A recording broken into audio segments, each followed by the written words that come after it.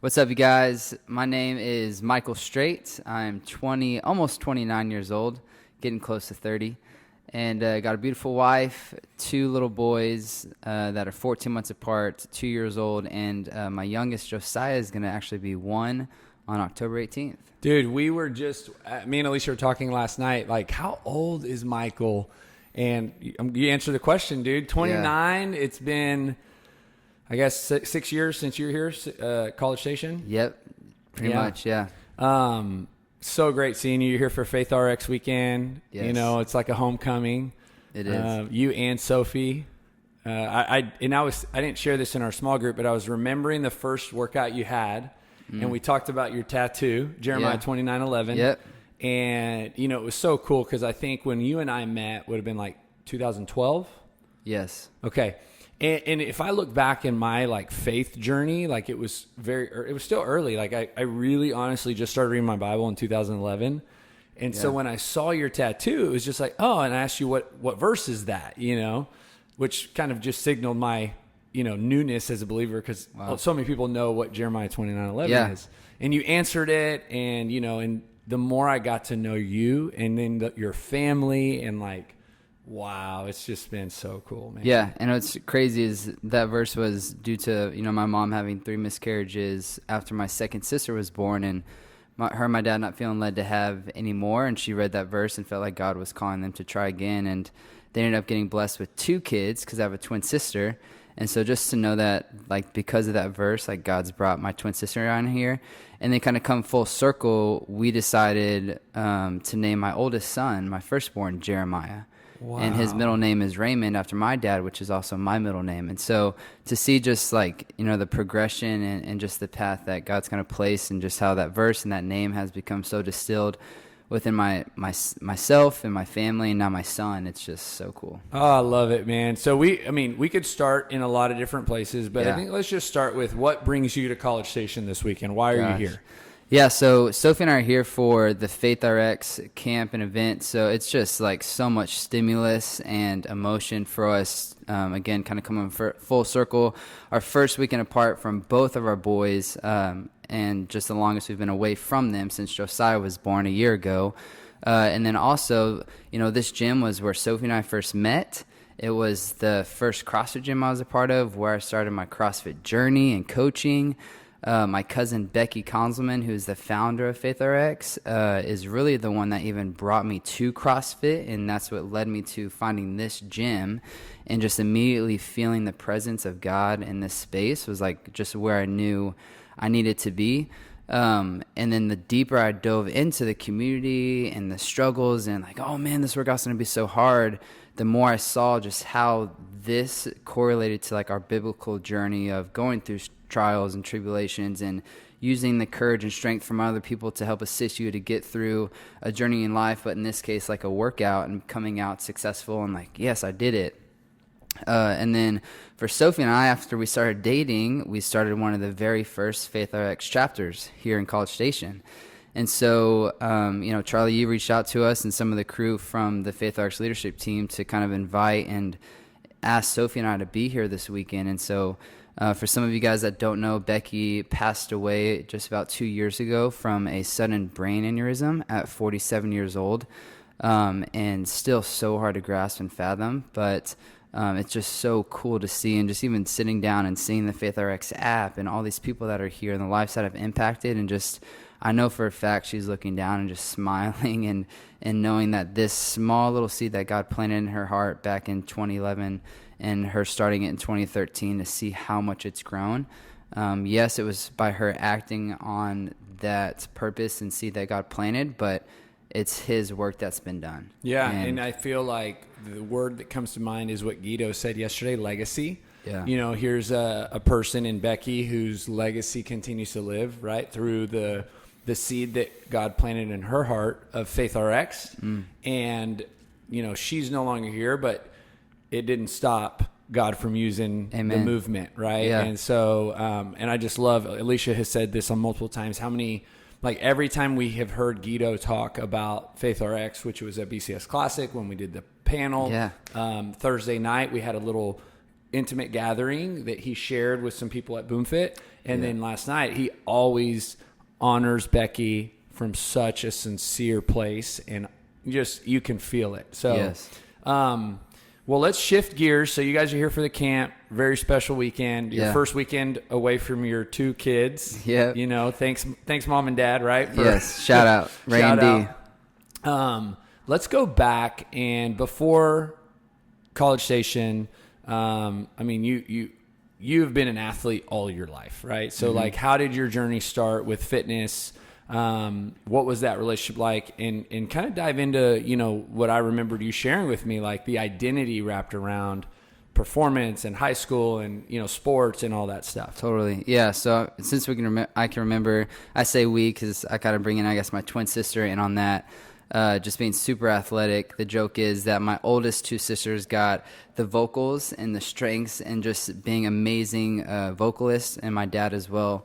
Their voices are beautiful. And then my twin sister and I kind of got the athletic gifts. You don't want to hear probably her or myself really sing.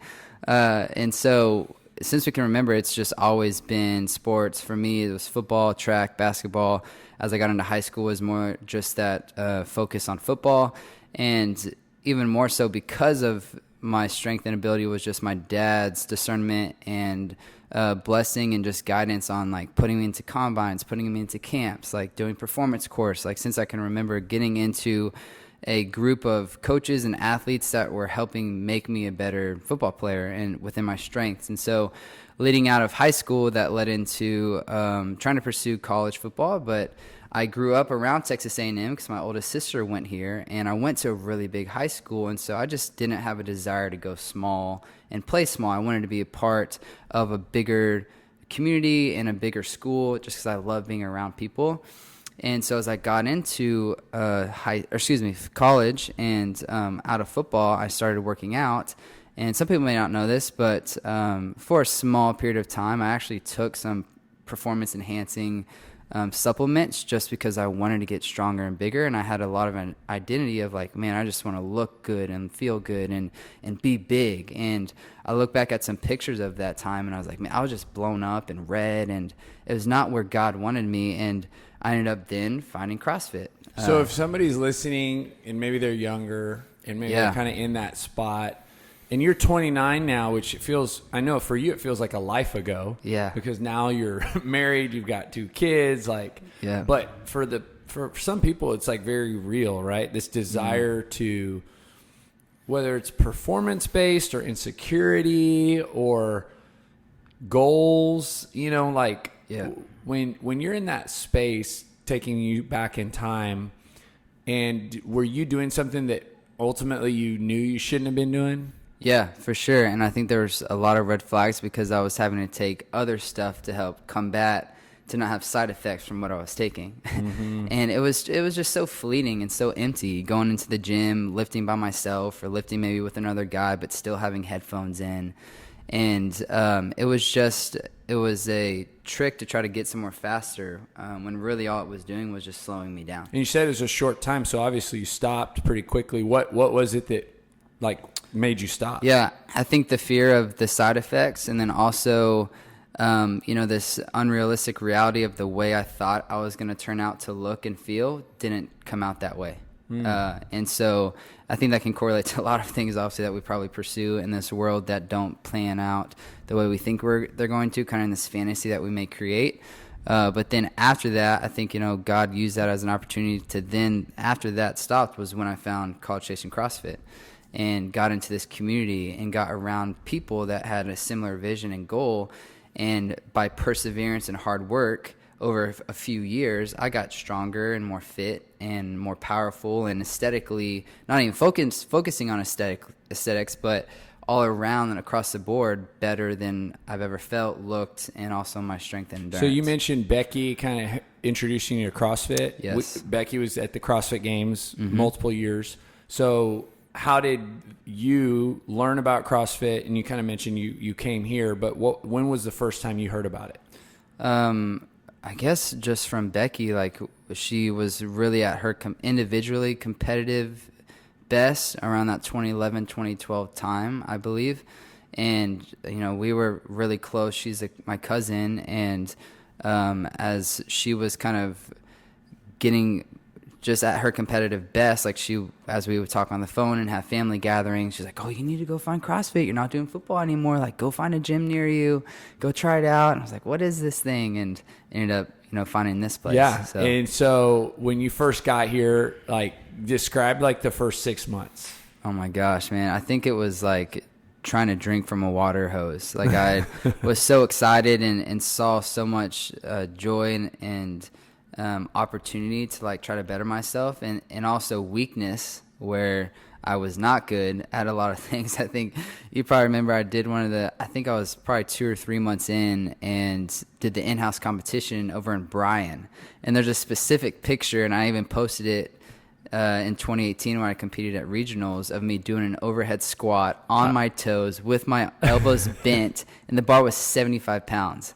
And so I came a long way from that, and then, competing later almost in the games. So being somebody who was so fit when you started, but having to kind of almost go back in time and be like elementary in fitness, like there's probably some humility, some gradual steps. And I think every day, and you're a trainer, so you're seeing it, but every day people have to do that when they get started, right? Mm-hmm. It's like, whether it's CrossFit or even just exercise in general, it's like kind of like start fresh and humble themselves to the process that's in front of them.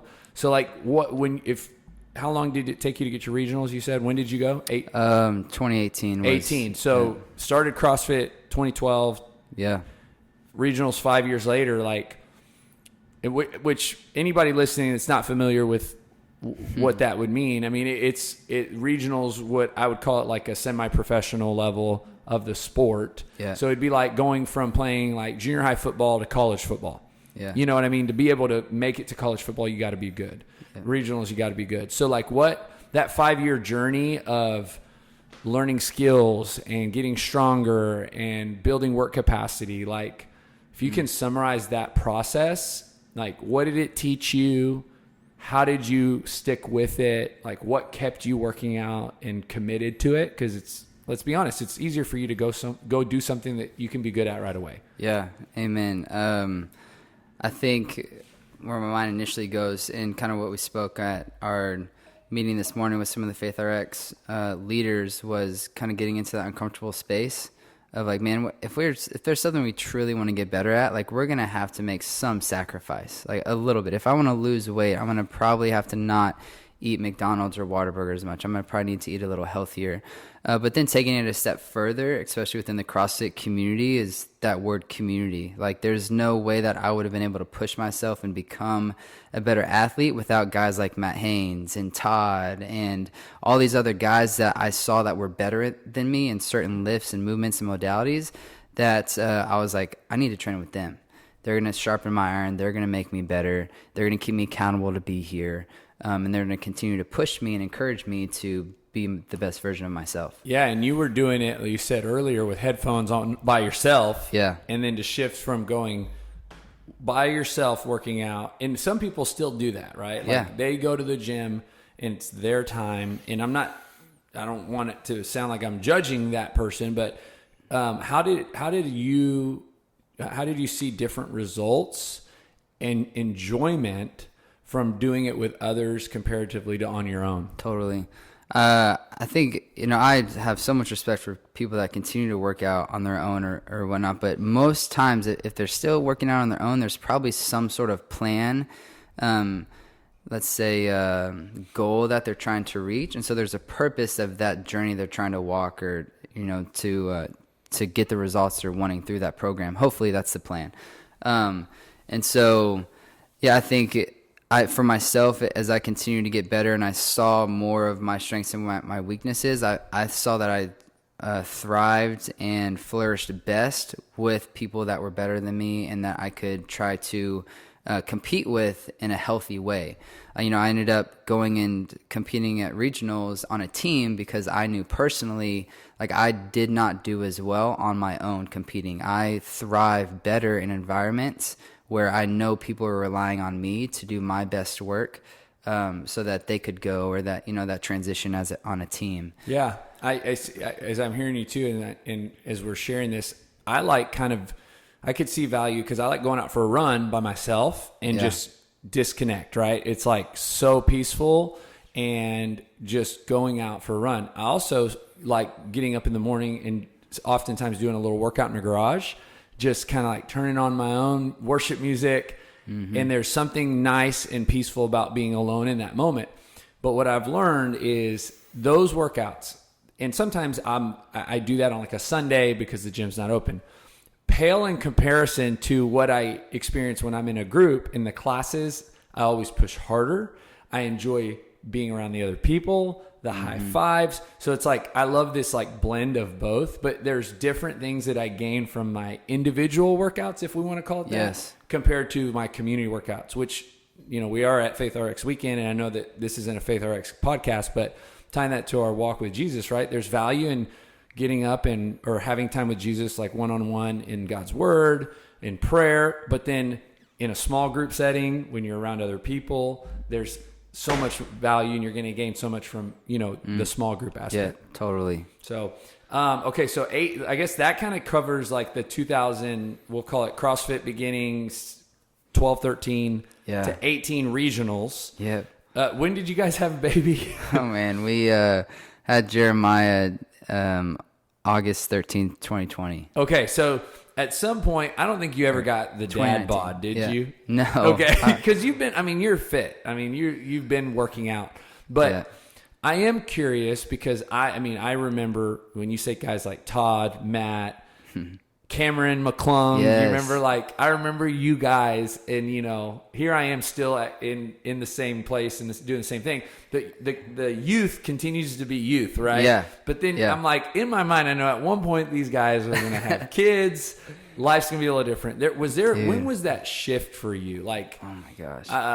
That although, yes, you're probably the 2012 to 18 or that season was, man, workout, commitment, you know, we'll call it sessions were longer. Yeah. You were like trying to hit PRs. You go to regionals. I don't know. Is that the climax, or did it, like, after that, was there another peak?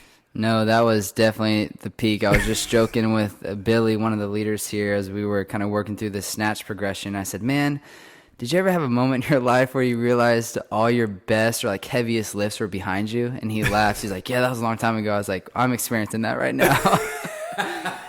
But in a good way. So Sophie and I got married in 2016, and we were in Dallas, and I became the head fitness and wellness coach for a big corporation and ran their gym and platform for their corporation and their families for 3 years. And so that was 2016, and I trained competitively those other 2 years into 2018, but it was just Sophie and I, you know, and she was going to hair school and ended up starting her career as a hairstylist.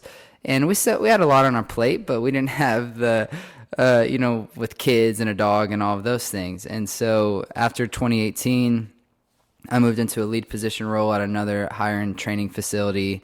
We moved into a house. A week later, we got a dog. And then that next week, we found out we were pregnant with Jeremiah. And so, you remodeled that house. Yes. And so since really, that 2018, 2019 time frame, like, so much has happened and changed. And I think that's probably where, like, I realized my peak was at 2018. For those of you that kind of know the CrossFit world, 2018 was the last year they did regionals. And so my team and I placed 9th, and we were going to start training again to go for it again for 2019.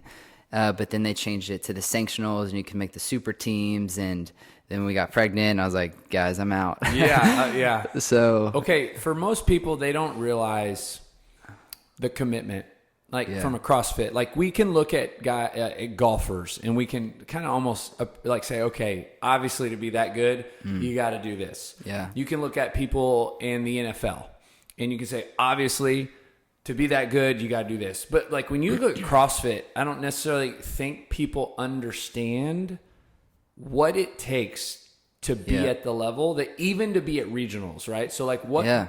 You know, what was the time commitment of your training? Dude. What was the mental and emotional commitment to the training that it took to peak, let's say, in 2018? And then we'll shift and kind of talk about how that changed and what it looked like after. Big thing was, obviously, I was working with the team, so I had that accountability. And we had a coach that was programming our team training and workouts.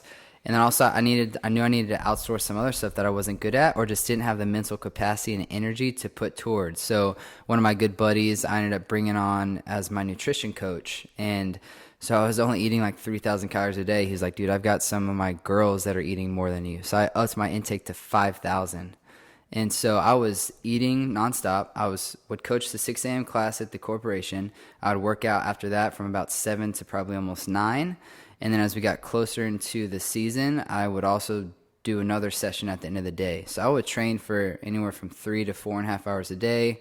I was eating 5,000 calories. Had another great friend, close chiropractic buddy that I would go get maintenance work probably 2 to 3 times a week, doing the Normatec compression, cryotherapy. I mean, it was a big commitment. In kind of it's all for hobby, right? Like, yeah. It's kind of like I'm not getting paid. Yeah, you're just doing it for fun. Yeah. So when you guys got pregnant, yep, you kind of came off of that level of commitment. What did workouts look like after that?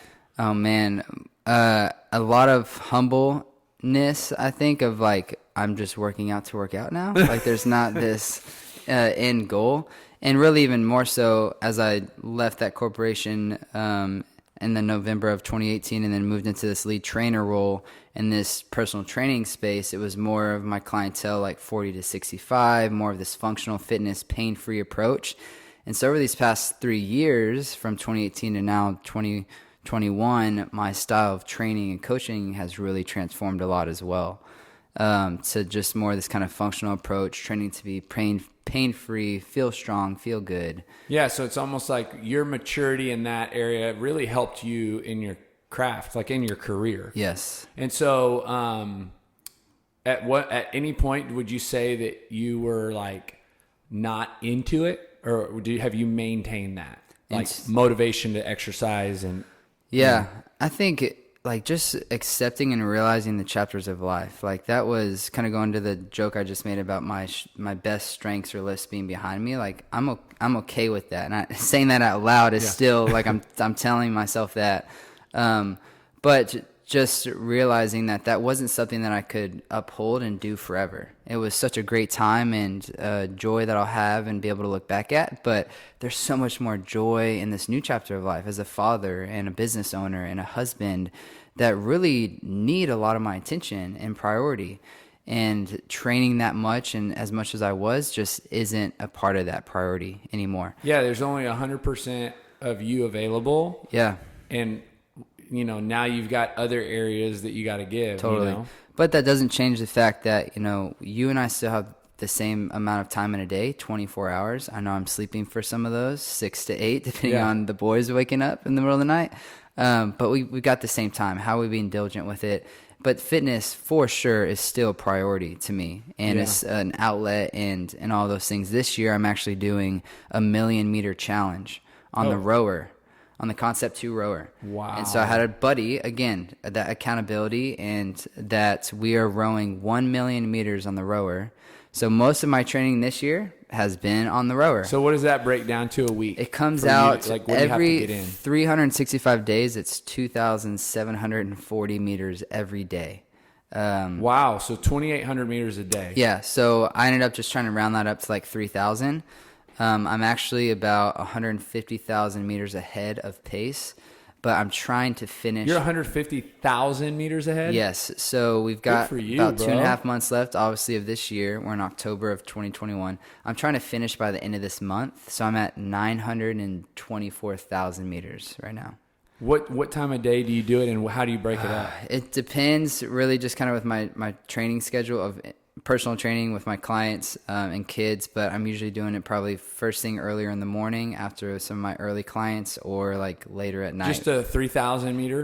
Right now I'm trying to hold 5 to 7,500 meters a day. Yeah. Oh, because you're over pace. Yes, and I'm trying to finish. So will you go straight through just... Yeah, I'll usually like maybe pause at like 2,000 meters. Yeah. So it's like if I probably get about 10 meters a pull. So that's like if I'm doing 5,000 meters, it's like 500 pulls on the rower. I mean, it's totally doable if you think about it. From like 1,000 meters for most people is 4 to 5 minutes. Yep. So if you commit 15 minutes a day, exactly, you can hit that 3,000. You're on it. And like for most people who come to a CrossFit gym, just show up a little early or stay a little after. Exactly. And that's so easy to say. Yeah. But it really is. And I feel like that's kind of what God's been showing me throughout this year is that like, hey, it's only 15 minutes a day. Like I have 15 minutes a day. I sit on my phone for 15 minutes, more than 15 minutes a day, just scrolling. So, but just through that diligence and just that brick by brick approach of just a little by little, like, man, within 1 year for me, but for anyone's journey, there can be so much progress. And you view the rower so much different. Yes. I'm not going to be on it. I love you say that too, because I think, going back to a spiritual standpoint, it's like reading God's word, right? It's overwhelming to think, oh man, this Bible is so big and where do I start? Yeah. And it's like, man, just, 15 minutes a day, or time with him, or that's a discipline tactic, right? Yes. On anything that we talk about, mobility or... Totally. Okay, so when did you start your newest venture? And let's talk a little bit about that and kind of how like your fitness journey and the history of, you working out and working at different places, because you obviously started, or you were here and then you went to a construction company that you were the corporate wellness, and then you had lead trainer. So like all this collective time of exercise, time in coaching, like what birthed what you're doing now? Gosh, yes. It's just crazy how it's all just leveled on each other and grown me within my profession. In that lead trainer role, there was a lot of ambition and hope. There was some pretty big investment behind it, and for it to grow into this, massive space that was going to multiply and have other locations. And long story short, that just didn't end up happening, which was totally fine. And so kind of being able to sit down with my wife about 1.5 years, almost 2 years ago, and saying, hey, this isn't going where we thought it was going to go. What do we do? And I felt that was really, even through that whole time, God was just marinating and beginning to create the seed in my heart that, like, Michael, it's time to do what you want to do and create this vision that I had. So as I transitioned out of CrossFit and corporate and then more into this lead trainer kind of pain-free functional fitness approach, I learned so much within those 2 years that I was at my lead training role, and also just became to gain a lot of confidence and knowledge of like, man, these people are coming to work with me because they trust me. They want me to guide them and lead them in a direction to lose weight, to become more functional, to be able to bend over and pick up their grandkids safely and effectively, and just took a lot of pride and seriousness in that. And I wanted to be more than just a trainer. Like, I have such a heart for people, and getting into personal training, I almost felt like I was disrespecting my background of community and CrossFit. And so I was like, man, how can I bring this more intimate, deeper level relationship with clients into that one-on-one or small group setting? And so I ended up leaving my role as the lead trainer back September 17th of 2020, 4 weeks before Josiah, my second son, was born, and started my own venture called Luxury Lifestyle Training. And so our kind of goal or mission is we're creating a premium concierge training experience. So we service clients in-home. We're actually building out a space, which we can talk about more here in a second, where we'll service clients on-site. And then we also do corporate services and gym build-outs. How'd you come up with the name of the business? Oh gosh, I had a lot of different ideas, but actually my LLC, no one probably knows this, is actually Straight Line Fitness, like my last name. I have a DBA doing business as Luxury Lifestyle Training, and I wanted, I guess, just to be completely transparent, most of my clientele is a clientele in the area that's probably more established, has more of a disposable income to invest into themselves within training. But also I chose, so that luxury lifestyle kind of coins to that niche of clientele that I pursue, but that's not, I want to touch a lot of people's lives, everyone. But also I wanted it to, one of our mottos is your life is your luxury.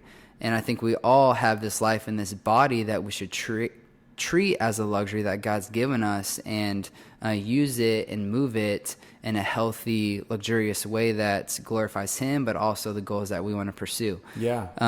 The colors that I've chosen for LLT is purple and then like white and black, and I purposely chose purple for that royalty vibe that goes into luxury, but also even more so, it resembles Christ and his royalty of being the highest. And so that's kind of the thought process. So you guys are opening your own place? Yeah. So we actually, when I left in September, I approached my dad and said, hey, I want to build out my garage. Really, really nice. 400 square feet. Would you help me do that? And he said, when do you want to do it? So we ended up ordering equipment around COVID, getting it like 3 months later, built out the garage. And I'd probably do about 30 to 40 training sessions a week, and 25 of those are out of my garage at my house. And again, I wanted to be diligent with what God's given me and the risks that I felt comfortable taking on. And then from there, just create this ripple effect of just hard work, trust, and diligence just to take the next step. So the next step after that was I brought on my lead trainer now. His name is Matthew Barron, one of my best buddies up in Dallas. We actually kind of met here through College Station and the fitness world. And I said, look, man, I need someone to come on that can help come alongside me and partner that I know and can trust. Like if I died tomorrow that could take this over, I would love that to be you. And he was like, when do you want me to start? So that's kind of long story short. So he ended up coming on in May of this year and just diving and immersing full head into my vision and helping just come alongside of me to take this to the next step. Well, now that next step is building out our own space. And so actually right outside of my neighborhood off of Highway 75, we've got about 2,500 square feet that we are leasing and building out. And we're actually even bringing in Sophie, my wife, and my sister's hair salon. And so they're going to have about 20 by 15. They're going to have their own space. They'll have 3 chairs for them and then another person that they'll lease out another chair to. And then the other 1,700 to 1,800 square feet is our gym studio. Love it, man. I'm going to come check it out. When is it going to be awesome. Done? So in my fantasy mind, I was like, oh yeah, we'll get construction going and I was actually nervous to come to this weekend to Faith RX. I was like, we're probably almost going to have the gym open by then. That's a joke. With cities and permits and COs, we are finally, literally I just sent the last document that the city needs to get our official permit to hopefully start this coming week. So we're hoping for a December 1st opening. Oh, I mean, so it'll be pretty quick after you got the permit. Yes. Yeah. It's the framing's we've already demoed and done a little bit of framing. And so really just the plumbing and the equipment actually gets delivered on Monday. We're going to store it in a warehouse. It's like we've got all of these puzzle pieces everywhere. Yeah. We're just so excited to bring them together right probably after Thanksgiving going into December. Man, are you describe what emotions you're feeling about it all? So many emotions, and I don't say this in like a conceited way at all. I think I feel a lot of confidence and just like I mentioned, just that ripple wave effect of like just taking on that next risk that I feel comfortable doing. And I think when you've got something so distilled in your heart and something you believe in that can really impact lives, and the vision that you want to bring to life is so vivid in your mind, like there's nothing to do, just to act. And so obviously, I think I've been learning a lot about just patience and control, that not all these things are in my control, obviously, with trying to get this permit. But knowing that like the end result's going to be here, and we're going to have so much time after this to invest. And I think just to say real quick, I've always kind of had this like plan B approach of like, man, if fitness doesn't work out in coaching, I'm going to use my physical strengths and abilities to go be a police officer, be a good laborer in a different industry. And I just felt personally for me, God just said, quit investing all this other random time and energy on these other thoughts that you think might happen because plan A is not working, and just invest all of that on plan A and think about how much more you could accomplish. And so this year, when I say like we've been going all in financially and emotionally and with all of our energy, like there's no plan B for me anymore. I love that, because I think you can even tie it into a fitness journey for somebody who feels that way going into a program. Let's say they just invested in a luxury lifestyle training program and they put a lot of money down, but in their mind, they're kind of like, well, if this doesn't work out, plan B, right? And it's like, no, like go all in. Like when you sign up for a training program, when you sign up at a CrossFit gym, when you are committing to a meal plan, I mean, most of the times when you commit fully, it works. Yeah. You know, I mean, and that goes for sometimes business too, but it's that distraction and, again, that mentality of like your thoughts are powerful, you know, basically by stating plan B, it's like setting, even though you would never say this, it's like setting a goal to fail. Yeah. Because you're allowing that other option in your mind. Exactly. And I know that in some circumstances, roadblocks happen, right? And that, to me, in my opinion, is like when